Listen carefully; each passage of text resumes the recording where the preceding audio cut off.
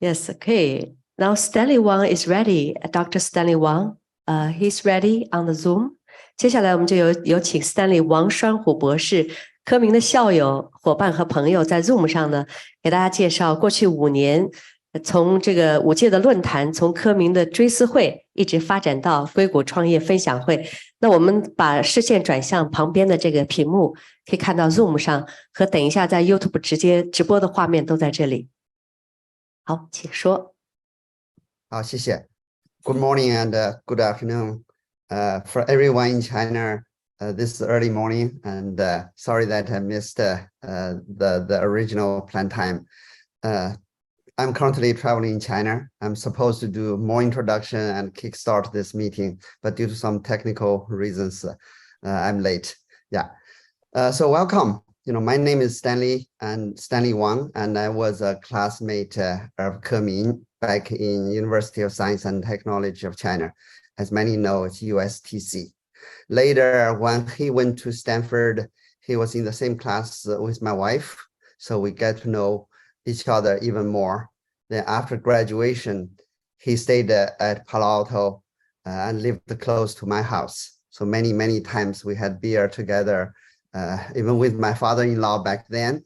And my in-laws has always considered him as a gentleman, attended to every details in life and in work. Versus myself is probably a little bit to the opposite. So it's really a great pleasure to witness the revival of this Silicon Valley Venture Forum, the Ke Min platform, after a few years. So during the pandemic and after the pandemic, it's really delightful to reconnect with some old friends, and equally very exciting to meet new friends and entrepreneurs. So to many of us, Ke Min is a classmate, a friend, or more importantly, I think it's a source of inspiration a lot of times. So we have seen people, today yield to realities, sometimes including ourselves. But I consider Ke Min as someone who is an idealist, super idealist, okay, who he chose to be unyielding in his convictions. We have seen serial entrepreneurs, a lot of them in the Silicon Valley, but Ke Min was, let me see if it's better. But Ke Min is a special one. He's a parallel entrepreneur, in my view. He started multiple ventures, worked on different projects with different teams and people. And he has since, after these many years, we have seen many of the projects that he started to achieve notable success, even though he himself did not reach the finish line. So Ke Min inspired others to pursue novel paths. As I vividly recall, Ke Min, myself, and Kevin, who is going to be our speaker today, had coffee at Starbucks in Palo Alto. So brainstorming, selling Chinese products globally, which is an idea Kevin has since built into a highly successful venture over the years. And Kevin will be one of our speakers today. So even though this has already started, I'll still, use my previous plan to jumpstart this forum. I'd like to抛砖引玉 by making a few comments on the popular technology of ChatGPT. So I will focus on one question, okay? What companies or ventures could gain the most from ChatGPT? So it is a billion-dollar question, or even some argue a multi-billion-dollar or even trillion-dollar question. And I do not pretend I have an answer, but like I said, I'll just 抛砖引玉 and offer some comments here. So in the last few months, what I see is 3 categories of companies that might do pretty well in the GPT area. So the first are those who have already harnessed AI and find ChatGPT directly usable, basically can solve some existing problems that are already there. For example, the company I worked for, TalkDesk, is currently the largest pure SaaS software provider for all call centers. By the way, it doesn't mean we're the largest providers for call centers. We're just the largest provider for a pure SaaS company as companies move from on-premise to SaaS. So you can think about us as providing customer support software and service. So I believe everyone here has their share of experience calling customer services, customer support. So basically, after every call, the agent that takes your call needs to draft a summary, okay, about that call. So it usually takes about 3 to 10 minutes, depends on how long the call went, and they need to write a summary. So at TalkDesk, we acted fast and used ChatGPT to write that summary. Now, only a few months later, after ChatGPT went public, it was not too much work for us, but for now Gartner, if you know it, is the authority in the enterprise software industry to give assessment for different solutions and companies. So they called out 2 companies for successfully utilizing large language models in customer support.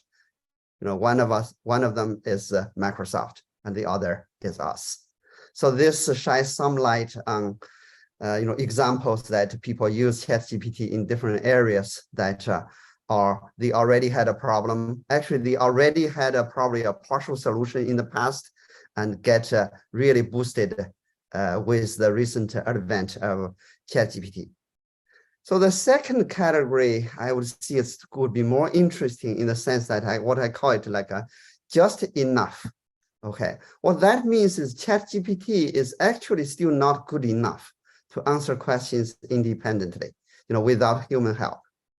For example, like solving math problems, or offering medical diagnosis, or answer customer support calls, like the area that our company is working on.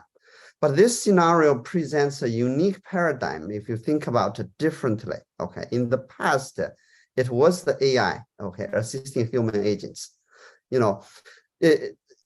Basically, like every company has had AI. If you didn't have AI in the last, say, 5-10 years, it was actually a very serious problem for a company. But now, with human help, okay, we would ask the question: can ChatGPT function nearly perfectly? In the past, we know the AI itself cannot do it. So now note that the role here has been reversed. Okay, in the past, it's AI or chatbots act as human assistants. Now we are talking about human aiding robots or ChatGPT. Okay, it's a human helps the ChatGPT.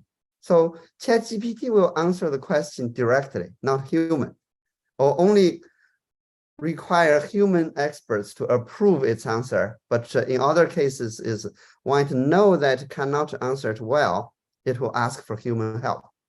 Okay, so we are really turn around and to have humans act as helpers to ChatGPT's answers. This shift could lead to some new business models and begs the question, in what other areas you can think about that this relationship might be inverted. Okay, for example, ChatGPT could even produce multiple answers. When it produce one answer, we know it's not perfect enough, but we know they are relatively good. What if we ask it to produce 3 answers? Okay, then say if there's a math problem and you only have a human behind the computer, right, behind the server, to pick which one is the correct one. In the past, you may need a tutor or someone behind the scene to work solely with the student. Now that person may work concurrently with 10 students at once. That would induce some business model changes and may open up new areas for people to think about. And the third category, I think, would involve some fundamental problems brought forth by ChatGPT. We can compare ChatGPT with the advent of the internet, right? With the internet 30 years ago, now we got e-commerce, and with cell phones and mobile, right? We got WeChat, and we have telemedicine today and a lot of other exciting applications of internet. Then with the large language models, it is no doubt, I think we will get some kind of personal assistant, but certainly it's not Siri, not, it's in what form would that assistant be? Will we see some bubbles like say 2000 and then true explosion of the ChatGPT values, like what we saw internet?